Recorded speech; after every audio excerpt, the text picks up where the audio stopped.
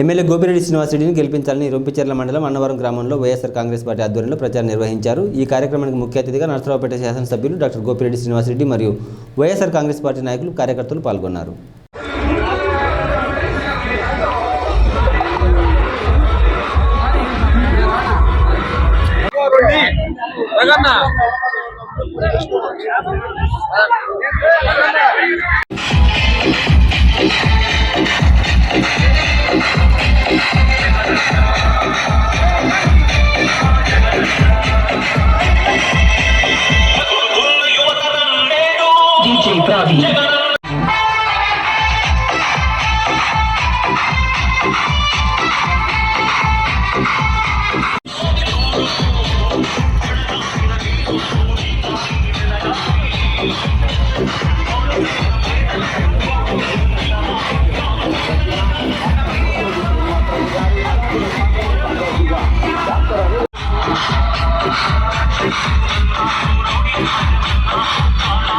ఈ రోజు వైఎస్ఆర్ కాంగ్రెస్ పార్టీకి మంచి స్పందన వస్తూ ఉంది. రాష్ట్రంలో ఎక్కడ చూసినా గానీ జగనన్న సిద్ధం సభలతో ఈ రోజు ఎక్కడ కూడా గోపిరెడ్డి గారికి కూడా జనాదరణ చాలా బాగా జరుగుతూ ఉంది.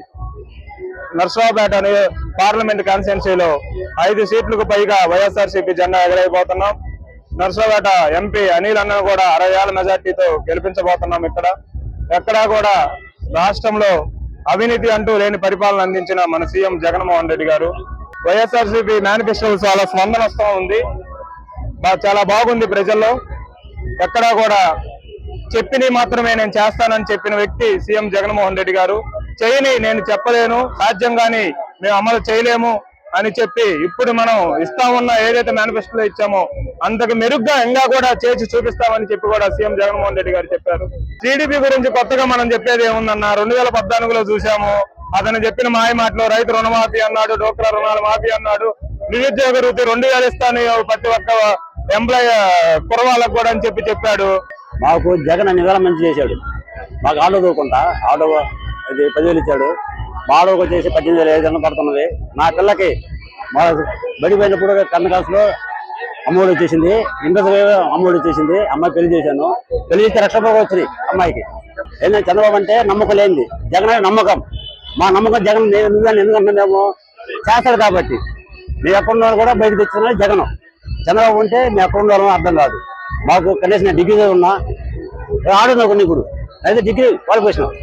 అదే ఆయన ఉద్యోగం ఉంటే 99 నాకేం ఉన్నదా? ఏమున్నది కదా. కానీ నీకు కూర్చోలా ఉన్న ఇప్పుడు ఎలా ఆయన పుణ్యం. యువతకి నమ్మకం చెబుతాను నేను. చంద్రబాబు చెబుతానంటే అంత మోసం. ఆ మోసం గురించి ఎప్పుడైనా యువత మోసపోవద్దు. నేను చెబుతాను ఆటో ప్రజలు చెబుతున్న ఆటో వాళ్ళకి, అయ్యా నాయన చంద్రబాబు నమ్మమాకండి. ఆ కన్ను విషయం నాకు ఎట్లా ఉంటుంది. ఆ కన్ను విషయం బండి ఎత్తుకుని ఎక్కాను మోసానికి. అయితే అది మంచి పద్ధతి కాదు. పద్ధతులు కాబట్టి మేనిఫెస్టో కూడా మంచి బాగలేదు.